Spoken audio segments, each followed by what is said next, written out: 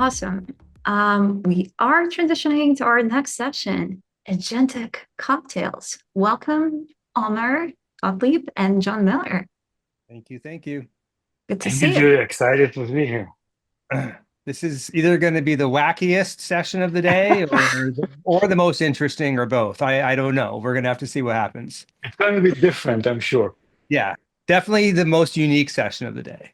which is, I think, one of the most important things in marketing, right? Today, definitely. So, Julie, do you want to kick things off or should we just go? All right. Yeah. So, As we said, today's session is kind of talking about both cocktails as well as AI and trying to make a connection between the two. Those of you who follow me on LinkedIn may have seen that I've been posting a series of videos where I make a cocktail and then I also kind of talk about a B2B marketing trend. And based on that, Julia reached out to me and asked if I kind of wanted to do a cocktail class as part of the Agentic AI Summit. So as we said, this is going to be a different session. I'm going to start with the first 8 or 9 minutes of the session doing a little mini cocktail class and teaching some theories behind what makes really good cocktails, right? So something that any home bartender can just take this and improve your cocktail game, and then also maybe start thinking about making some of your own recipes. And then turns out, Omer and I were brainstorming, there are some interesting lessons that making cocktails can teach us about using AI and what AI looks like in the age of go-to-market. So at that point, we're going to kind of pivot and kind of go into a kind of a conversation around some of the lessons. And So John, the reason I like it, other than it's being unique, is I spoke with probably hundreds of marketers in the last 4 or 5 months, and I don't want to use the word maybe scared or frustrated, but nervous. There's a lot of pressure. Everybody understand that the world is changing, the marketing world is changing. Everybody understand that we need to do something with AI, but everybody says like it's chaos. We don't know how to start with. So maybe the first few minutes will help us relax and think about cocktails, and then we can actually switch into the discussion. could be, could be. Although I will also say in my time zone right now, and I think yours too, Omer, it's 10 a.m. It's Pacific. too early. Yeah, There yeah. will be I no have a glass of alcohol water. actually, no alcohol actually consumed during today's kind of cocktail lesson. But let's kick off. Let's get into it. So, if there's one takeaway that I want people to learn from today about good cocktails, it's the importance of cooling and dilution. Put another way, ice is to cocktails as heat is to cooking. And, it's really important because it does two things. First, ice, obviously cools it down, right? And most people like drinks that are cool as opposed to room temperature or warm. And then ice dilutes it as well. And most people, when you drink straight liquor, it's kind of hot. It burns. And the dilution cuts the alcohol percentage and lets you actually taste the flavors better than if you were drinking an undiluted cocktail. So the first thing I want to talk about is just the importance of ice and dilution. And we're going to actually do two little experiments. So I'm going to talk about the dilution you get from stirring and then the dilution you get from shaking. So these are two different methods that people use to make cocktails. Classically, traditionally, the rule of thumb is if the drink has a citrus or a egg white, which is like in a sour sometimes, you're going to shake it. And the shaking kind of aerates the citrus or the egg whites. If it's a booze only drink, like a martini or a Manhattan, you don't want to shake it typically because the bubbles kind of break up the alcohol. You're going to want to stir the booze only drinks. This is why James Bond, classically saying martini shaken, not stirred, is actually a subtle hint to the fact that he grew up in kind of the rough and tumble, non-high-end society world, and it's sort of like a way of showing to the people who know that he's not actually as sophisticated as he presents himself. So martinis are stirred, not shaken. Okay, so let's actually do the experiment here. So I'm going to adjust my camera so you guys can see where I'm, working here, and we're going to set the scale here. And actually, I'm just curious, Omer, can you see the numbers on the scale? It's a bit difficult. Okay, so I'll have to read it out for everybody. But Yeah, basically, but right by the way, now, I love this lesson for marketers. There's a difference between, John speaking about it and the content and actually driving you into experimenting with the product. So yeah. So right now the scale is reading 0 ounces. So what I'm going to do is I'm going to pour in 3 ounces of water. And why 3 ounces? Well, 3 ounces is typically what you would put into a Manhattan or a martini. 2 ounces of whiskey, for example, and 2 ounces of, or and 1 ounce of vermouth for three. So we got 3 ounces right here of water. And I got my little handy thermostat here. And I'm going to, measure the temperature. And right now it's reading 70 degrees, 71 degrees, kind of exactly room temperature. Okay, so I have my mixing glass. We're going to pour the water into the mixing glass. And then I'm going to add, let's see, make it so you can kind of see what I'm doing here. I'm going to add some ice. Typically when you're putting ice into a cocktail, you're going to want to put in enough to cover the amount of liquid and then some. Right? And then now I'm going to stir. And typically you're going to stir for about 30 seconds. So I'm just going to go and we're going to kind of talk while I'm stirring here because this is otherwise dead time, on a cocktail channel where you're not editing the video to kind of, cut it. So what you'll notice when I'm stirring here is the edge of the spoon stays along the edge, kind of is rotating along the edge of the glass. So because that's like, I'm not breaking up the chips. You don't want to like be gnashing at the ice and make lots of kind of small like ice chips. Because we're cooling and diluting, but we're not kind of cooling and diluting kind of too much. This spoon is kind of a fun spoon that makes it a lot easier to stir without kind of twisting my wrist, if you will. So I didn't time it, but that was about 30 seconds. And if it were a little bit more humid where I am, you would be able to see that there's a little bit of frosting happening on the glass there. And now, did I forget the most important thing? All right, somewhere I should have my strainer, which I'm not seeing. I really thought I had everything prepared. So I'm going to do my best to strain this without a strainer here. Back into the glass. And I get it all in there. All right, so what you first can see is we're now measuring 3.6 ounces. So I've actually added about 20% dilution just from doing that. And that's just sort of the melted ice. And then the temperature is actually a nice balmy 38 degrees. So I got it down kind of pretty low. So that's step one here in our cocktail lesson. And now we're back to 0 and we're going to just try shaking this time. Right. So this time I'm adding 4 ounces, which would be more close to what you would expect from a drink that had a citrus in it, like a margarita or a whiskey sour or something. And I'm going to put that into my shaking tin. I'm going to add my ice.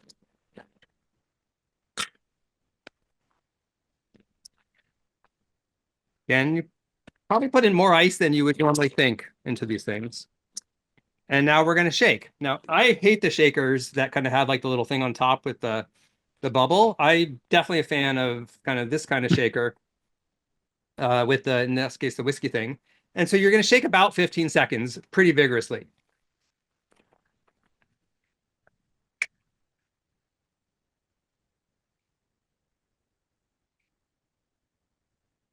So obviously a lot faster than the stirring was there. And once again, strain. You can see there's little ice chips that are going in here because I'm not double straining in this case. And once again, I'm reading 4.6. So I got some dilution here. I actually expected to get a little bit more. Maybe I could have shook a little bit longer. And I cooled it down even more. This is actually sitting at 35. So point is shaking, stirring, Dilution, really, really important for your cocktails. So that was the first thing we wanted to talk about. And then the other thing I wanted to talk about is how to think about some cocktail recipes. So for that one, Julia helped me put together some really awesome slides. So share that. So just like in French cooking, where there's like a couple of master sauces, and if you learn how to make those sauces, you know how to do a lot of cooking. Turns out there are a certain number of classic mother recipes or classic recipes in cocktails. And if you sort of learn these 5 recipes, you've got a template to make almost any other kind of cocktail. So I'll kind of let you read the slide here, but like the old fashioned is basically booze with a little bit of something sweet and some bitters. Whereas a martini is booze with some vermouth, and that, that you then stir. So for example, a Manhattan is what happens if you take the martini and change the gin for whiskey and the dry vermouth for sweet vermouth, and also add a little bit of bitters. Negroni splits the gin to be half gin and half Campari, and then adds the sweet vermouth. So again, you can kind of see there's these basic recipes that if you follow these, you know you're going to end up with a balanced cocktail. So if we convert that into a marketing lingo, these are, the main plays, and you can actually run plays out of each one of those. Yeah. Yeah. And I think that's one of the first things we're going to talk about, for the analogies. The daiquiris are classic sour, right? 2 parts booze, 1 part citrus, 1 part simple syrup. If you need to invent a cocktail, you're out with friends and there's something like, make a cocktail, and you can't think of anything, follow that template, you'll end up with a good cocktail. The whiskey sour is a classic example of that. French 75 is the same thing, but then you add some champagne. Tom Collins is the same thing, you add some sparkling water. The sidecar is a classic drink with cognac, Cointreau, and lemon juice. So it's sort of like the daiquiri, except it's changed out the simple syrup for Cointreau. That's a margarita, right? Lime juice becomes lemon juice, cognac becomes tequila, you're done. And then obviously the highball of just, liquor and soda makes all sorts of things, from the gin and tonic, to the rum and coke, to the Moscow Mule. So, these are just a couple of my favorite, variations. The other thing that, and the people call this the Mr. Potato Head approach, because it's sort of like you've got the recipe and you swap out one thing for another thing. And as long as you're generally following the template, you're going to be in the right ballpark. The last thing I'll say before we sort of move into the AI, is you can always add a little bit of something, right? As I said, in the Manhattan is like the martini, but we add a little bit of bitters. You can add about a 1/4 ounce of something to pretty much any cocktail to make it, to zhuzh it up, make it a little more interesting. So make a Manhattan, add a 1/4 ounce of creme de cacao, right? And it makes it a chocolate Manhattan. A 1/4 ounce. One of my favorite things to do is to add a little bit of an Amaro to a Manhattan, and so on and so on. So hopefully you learned a little bit about the theory of dilution and cooling, the Mr. Potato Head approach to the classic recipes. But yeah, so we have some European customers that right now it's like 6 p.m. and they actually have their glass of wine or a glass of cocktail with them. So I hope, good for them. They are. Yeah. Yeah. So yeah, let's go right to the first thing that you said, Omer. Like, I've been thinking a lot about like personalization, right? Personalization is one of the top 3 use cases that people say they want to use AI for. And yet personally, I think that using AI to sort of write an email, kind of that kind of personalization, is a relatively ineffective use of AI. At least today, there's too much risk of hallucination. People don't and shouldn't trust sending out those emails without a human review, advance of things. But what if we sort of take this like Mr. Potato Head approach to personalization? And instead of personalizing, actually writing a custom email for each person, right? What if we have a kind of a rough template that we follow, and then there are 8 different pre-approved things that we can insert in. and 6 different headlines and 4 different graphic, images and 3 different calls to action, right? It's like a bartender having a shelf of possible ingredients, but then following the recipes to mix and match and make something that's truly personalized, to that person. I don't know. I feel like that's actually a better approach to personalization than just, hey, AI, write my email.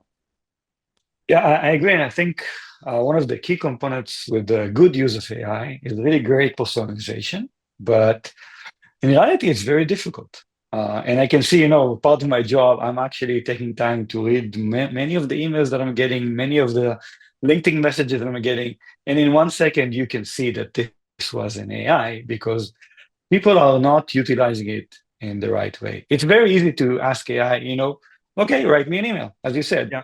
And so I'm getting emails like, I'm very impressed from SalesPeak is doing this and this and that. Of course, Yeah. you can see, you can feel it's AI. But 2 things I wanted to say about this. One is, first of all, we need to remember that personalization isn't just about sending emails. I think it's really about the experience. Whenever I get an interaction with the brand, it could be an email, it could be in the website. By the way, it could be in a webinar that the company is actually doing. Imagine we could identify what is interesting for each one of the people that are right now listening to us, and then engage with them either in real time or after that as well.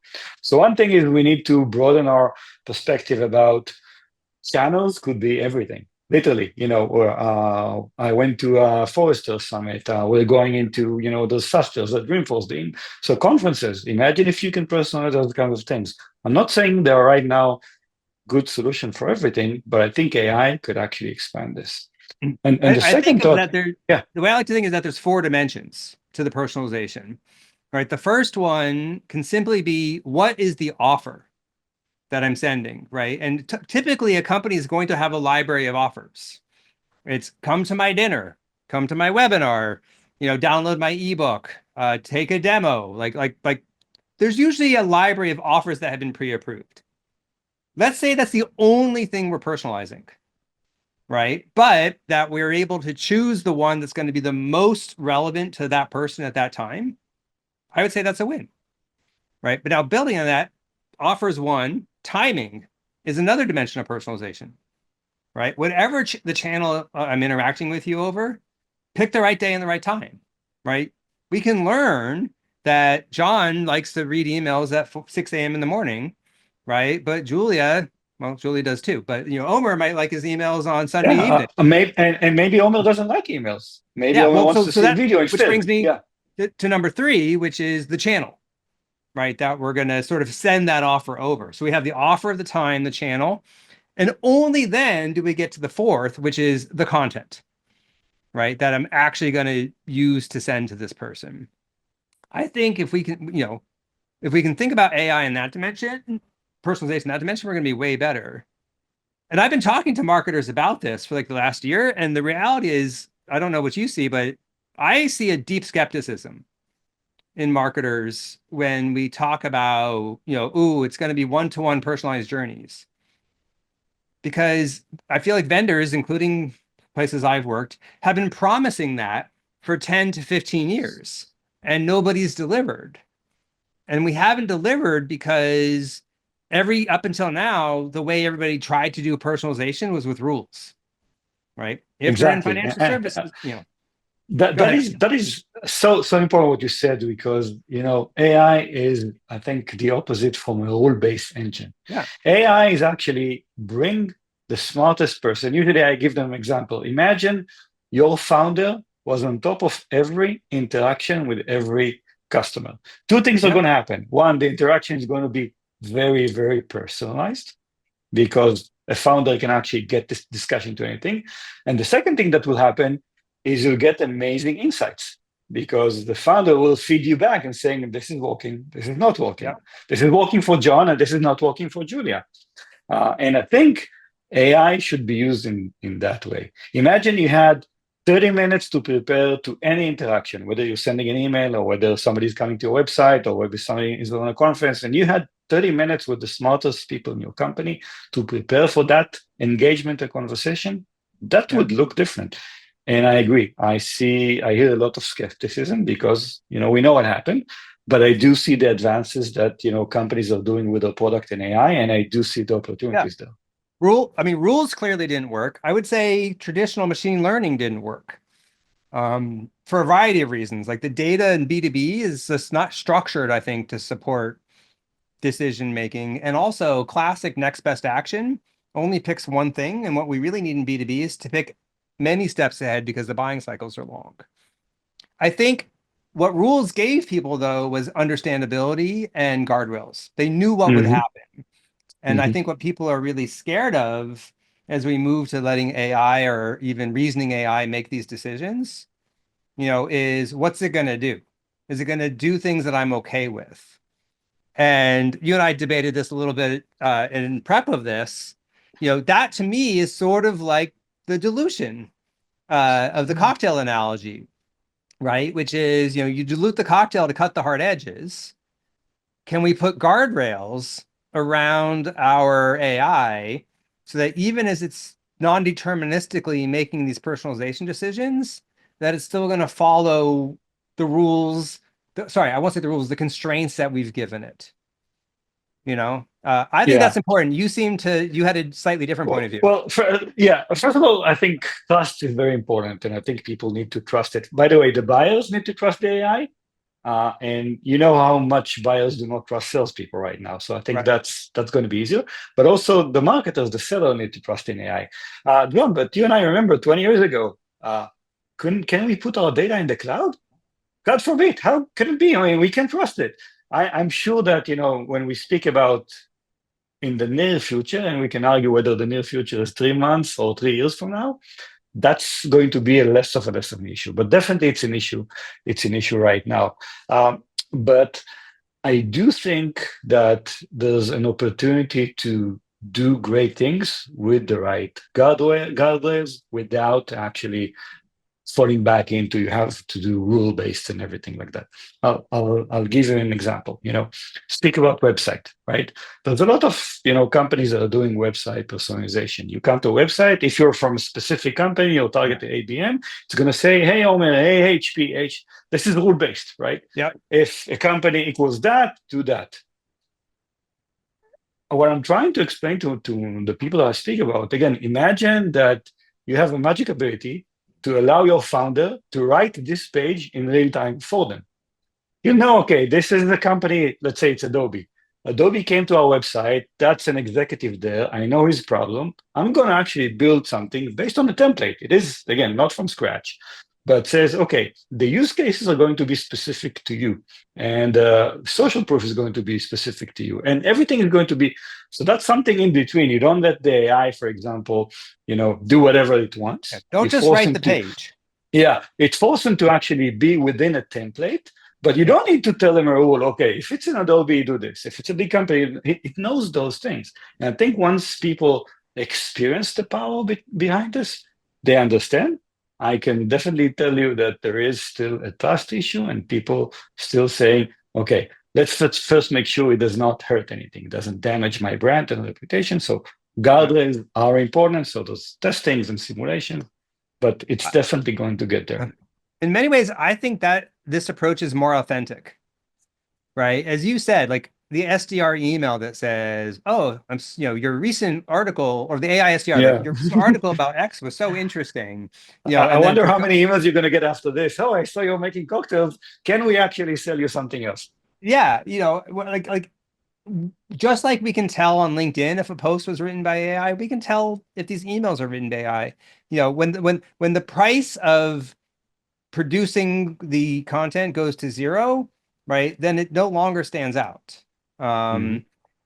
Whereas if you can do the right thing at the right time, that makes such an impact. I saw a really interesting post from the CEO of High Touch, who was talking about just a B2C example, and just literally, knowing that I have a dog, and I have this kind of dog, right? And saying, sending me, we have a promotion on the kind of food that your dog eats, right? That's not personalized in terms of you haven't written any content, but it shows that you know me, even though you've sent generic content, but you know me and you've done it at the right time.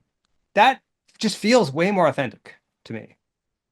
you know. And again, you know, if you analyze the great salespeople that I've met in my career, are first the ones that knows to ask questions, right? They're going to Yep. ask you a lot of questions in order to understand, and then fine tune their pitch exactly for you.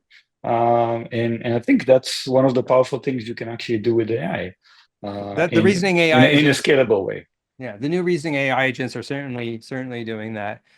You know, the other just topic there, or analogy that I wanted to make before we run out of time, right, is that it feels to me that, you know, cocktails went through various evolutions. You know, in particular, you know, they really emerged in like the late 1800s, 19th century. But then we had the Prohibition era, right, where it was a little bit fast and loose, and there was experimentation, and a lot of things were going wrong. And eventually, you know, we went through kind of an era where cocktails weren't so popular, and then in the early 2000s, we've hit this like new cocktail renaissance where people have really gotten into the science and the understanding of it, and there's been blossoming of cocktails. I think right now we're in that prohibition era for AI, you know, where there's lots of experimentation and crazy things kind of going on. You know, but you know, I, you know, the problem is most of the interesting use cases today, I think, you know, summarizing content is not interesting, right? As we said, crafting a blog post is not interesting. The interesting use cases are build me a, you know, microsite that interacts with my buyers and shares information, or putting together complex agentic workflows to, you know, follow up automatically with buyer intent, you know, et cetera. And I think these interesting use cases today require skills that are beyond most marketers, right? And it's why we see these kind of GTM engineers, right? Just like in prohibition, most people didn't know how to set up their own still to make their own alcohol, right? So I don't know. I think, you know, it probably won't take 50 years, but what's going to happen when we get out of this prohibition era and enter in kind of the new era of AI? I think, and I think you think, that what's going to make that happen is when we start seeing AI get just embedded into the tools and platforms that we use. You know, as And opposed I to think having that's to going to kind be of, sooner than we expect. I think the pace, even you know, even the last 2 or 3 months, the pace of progress, either in AI and in tools, yeah, allows you to do many things that you were not able to do 3 and 4 months ago, not 3 and 4 years ago. yeah. Uh, I agree. Although, you know, I think it's mostly coming from more innovative solutions, right? Like obviously I track Marketo as a co-founder of Marketo, and like, what are they doing? Right. And they've like, you know, the AI can like write your subject line for you, you know, or can like design your email. And okay, you know, but that, back to the cocktails, that feels like a garnish, right? That's like putting a plastic sword on your cocktail, not truly reimagining, you know, how do I use this thing to embed AI natively in the solution? You know, I think what's going to cause the cocktail renaissance is when we see probably a new generation of solutions in marketing and sales tech that have really been architected to be AI native. I don't know, like that's do you Completely think we're resonate with that. Completely resonate with that. I think it requires a different type of thinking, which is, by the way, it takes time. Even for me, that I am, you know, immersed in AI in the last 2 years, it took me a while to really understand this. But the minute you can actually put yourself behind or with an AI and think about the buyer and think about their experience and remove any barrier that you want, you can come up with some very, very creative things. And I think that more and more people will do that, more and more companies and solutions will do that. And I do agree that we're probably going to be a rise of new solutions other than the older solutions, that it's going to be very difficult for them to adjust. It's like a great bartender who can look at the room and sort of figure out what people want and make the right things, you know? That is, I love this one. It is exactly like this. It is exactly the ability to do those kinds of things, because in reality, in most companies, there are very few people that can do that. So you don't put them in front of every customer. You don't put them in front of every interaction. Now AI can actually help you provide a white glove service, the best bartender to any lead, to any prospect, to any customer that you have. And that's what really makes me excited with AI. Well, great. Well, thank you for indulging me through the cocktail class. Hopefully people learned something a little bit interesting, and hopefully it inspired some different ways of thinking about cocktail or about AI. And thank you for the conversation, Omer. Thank you, John. Really enjoyed it. Thank you so much, both. Thank you, Omer, again. Thank you, John, so much. I picked the wrong day to quit drinking. And with that,